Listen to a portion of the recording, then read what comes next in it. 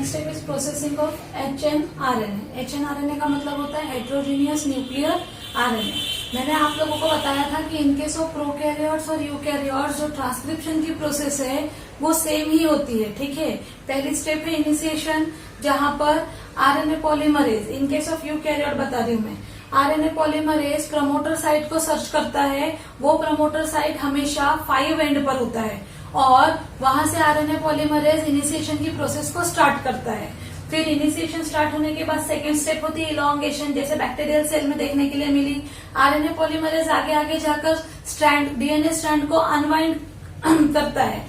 As that RNA polymerase moves forward, the synthesis of RNA takes place over the DNA template and may it is just move up to the point of terminator, ठीक है। ये हो गया आपका process of elongation. In the process of elongation, the long chain of RNA synthesized.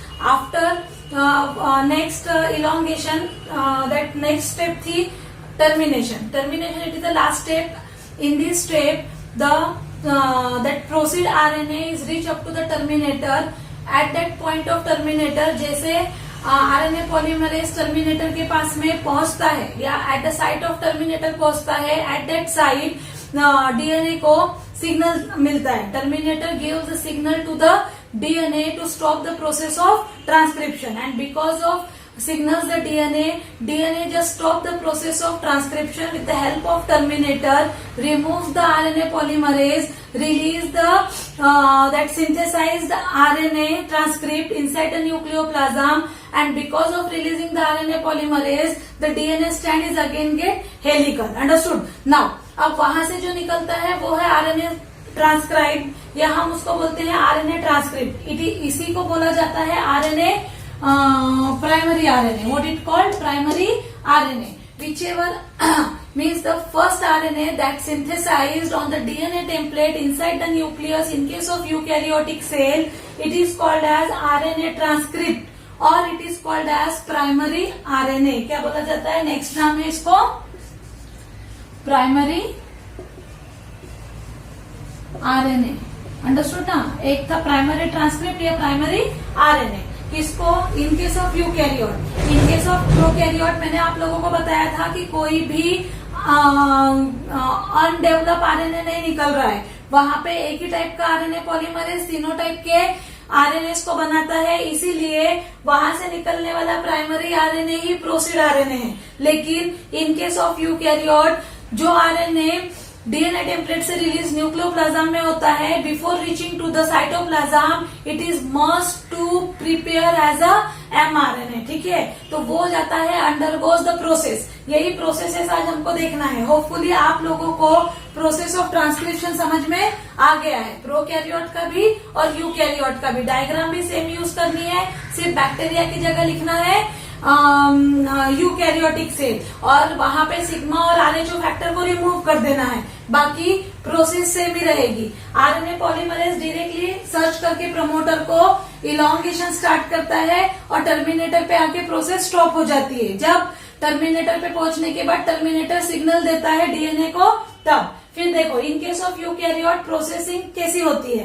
Processing means what, या processing में होना क्या है। तो प्रोसेसिंग मतलब फर्स्ट मैं आपको बता दे रही हूँ कि in the process of transcription whatever RNA segment we are getting, that RNA segment called as primary RNA और RNA transcript, ठीक है ना।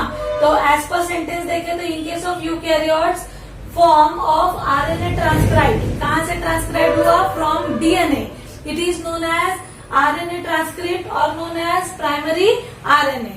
Then afterward to just convert as a proceed RNA or we are just considered to be the functional RNA. mRNA बनने के लिए इस particular primary RNA को बहुत सारे चेंजेस से जाना पड़ता है, and the process of changing और द प्रोसेस ऑफ मैचुरेशन, ठीक है ना। The process by which RNA primary RNA convert into the mRNA is it called as maturation. क्या बोला जाता है इसको? मैचुरेशन। इस प्रोसेसिंग को बोला जाता है maturation. Because of that maturation process और by means of processing several changes occur in case of primary RNA and it is converted in the form of mRNA। ठीक है, देखो जो प्रोकैरियोटिक में हमको आरएनए मिला था वो आरएनए डायरेक्टली ही क्या था, mRNA था, क्योंकि इसके ऊपर कोई भी इंट्रॉन्स नहीं थे, नो इंट्रॉन्स। ठीक है, किसमें था भाई ये, प्रोकैरियोट में। कहाँ पे था, प्रोकैरियोट्स। ठीक है, लेकिन अगर यही आरएनए कहाँ सिंथेसाइज हो रहा है, यूकैरियोटिक न्यूक्लियस में, तो यहां से जो इलॉन्गेशन की प्रोसेस के बाद जो आरएनए हमको मिलता है, ये आरएनए है heterogeneous nuclear RNA. Is it also called as primary RNA और प्राइमरी ट्रांसक्रिप्ट। ठीक है, ये heterogeneous nuclear RNA it has interrupted sequences, understood ना, means on these RNA एक जैसा सीक्वेंस प्रेजेंट नहीं है।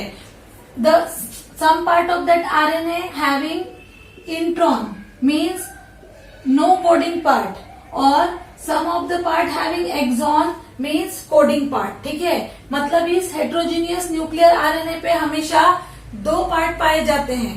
एक होता है जो नॉन कोडिंग होता है, कैसा होता है, नॉन कोडिंग, इस पार्ट को बोला जाता है इंट्रॉन। क्या बोला जाता है, इंट्रॉन। और एक पार्ट होता है जो होता है कोडिंग, जिसके ऊपर में ऑलरेडी इंफॉर्मेशन प्रेजेंट है प्रोटीन सिंथेसिस की, इस पार्ट को बोला जाता है एक्सॉन। ठीक है, अब because of presence of two parts, non-coding and the coding, and it is interrupted one, not continuously half part is coding and the half part is non-coding। ठीक है, यहाँ पर इंटरप्शन कैसा है, थोड़ा सा पोर्शन एक्सॉन है, फिर इंट्रॉन है, फिर एक्सॉन है, फिर इंट्रॉन है, कुछ इस तरीके से फिर ये प्रोसेस के लिए जाता है। This particular heterogeneous nuclear RNA undergoes the processing. This processing is known as maturation, and because of undergoing the maturation, particular RNA is just converted in the form of mRNA। ठीक है, तो before becoming a functional mRNA, this mRNA is undergoes that much processes। अब पहली process क्या होती है, देखो, because of presence of exon and intron it is need to be remove the intron. ठीक है, नॉन कोडिंग रीजन को remove करना जरूरी है, because for that the first step it is called splicing. यहाँ पे आरएनए स्प्लिसिंग की process होती है। ठीक है, आरएनए स्प्लिसिंग की प्रोसेस में इस रिलीज आरएनए को कहाँ से रिलीज किया गया है, टेम्पलेट से। कहाँ पर है, न्यूक्लियस के अंदर। कहाँ हो रही भाई ये process, inside the nucleus. Nucleus में ये स्प्लिसिंग के लिए जाता है, and because of that splicing that introns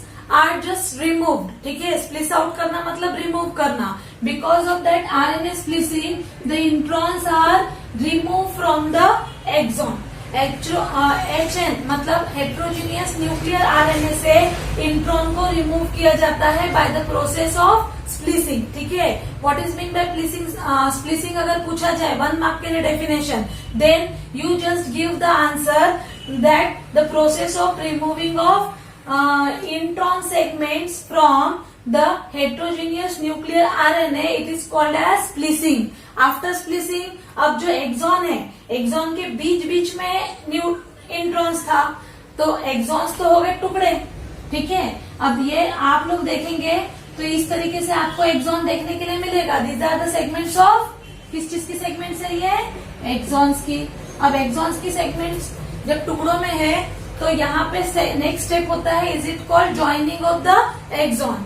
The DNA ligase, it is a kind of molecular glue. ठीक है, DNA ligase, it is a kind of molecular glue that is used to join. It is an enzyme. DNA ligase is a enzyme that is used to join the part of the axons and make a complete segment of the axon. That heterogeneous nuclear RNA is only with the axon. अब ये बन गया हमारे पास एक particular single non interrupted sequence of the particular RNA. ठीक है, non interrupted है, ये non interrupted sequence of the RNA exon से बना हुआ है। इसके बाद में it is the complete mRNA, no, it again undergoes the next step, it is called as capping. क्या बोला जाता है इसको?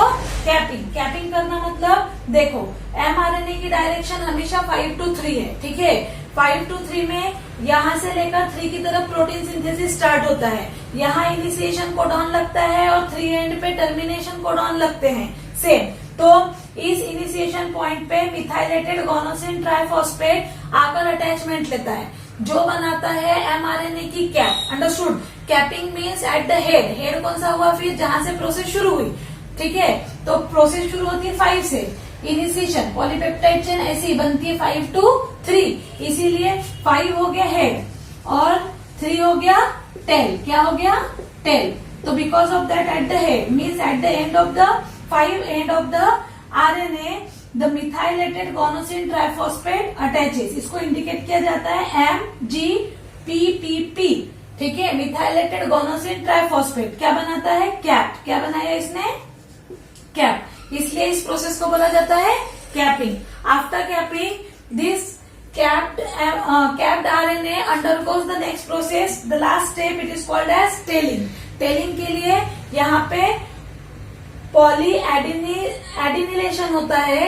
ये पॉली एडिनिल कहाँ पर आकर अटैचमेंट लेता है? 3 एंड पर, और ये बनाता है टेल ऑफ द mRNA, ठीक है।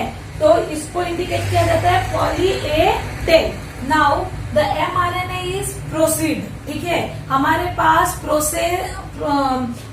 पास पूरा फुल्ली फॉर्म mRNA रेडी है, and that fully form mRNA having 3 parts. देखो, ये बीच का रीजन हो गया, ये हो गया कोडिंग पार्ट, एक है head, capping head, tail 3 end पर, और बीच का पार्ट है ये कोडेड पार्ट। इस तरीके से fully form mRNA that is ready to just form the polypeptide chain, ऐसा mRNA अब हमारे पास तैयार है। मतलब ये फुल्ली फॉर्म mRNA है जो अंडरगोस प्रोसेस गया था, and because of that processing maturation process से फंक्शनल mRNA रेडी है।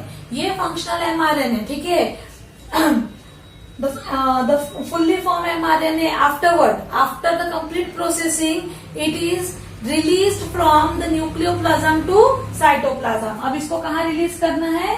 तो साइटोप्लाज्म में। कहाँ रिलीज हो रहा है? साइटोप्लाज्म में, ताकि राइबोसोम इस पे अटैचमेंट ले सके। फिर न्यूक्लियोप्लाज्म में से, न्यूक्लियस के अंदर से कहाँ जाना है? साइटोप्लाज्म में। तो through the nuclear pore this process mRNA is released inside the cytoplasm of the cell, and the next process of translation it takes place inside the cytoplasm. Understood? फिर से पॉइंट याद में रखिए, प्रोकैरियोटिक सेल में transcription भी cytoplasm में हुआ और ट्रांसलेशन भी साइटोप्लाज्म में ही होना है। तो वहां कहीं कोई पास हुआ है क्या? नहीं। लेकिन इन केस ऑफ यूकैरियोट ये ट्रांसक्रिप्शन की प्रोसेस न्यूक्लियस के अंदर हुई है, and now the next step it is carried out inside the cytoplasm of the cell. Next step कौन सी थी? ट्रांसलेशन, ठीक है। Afterward we will see translation.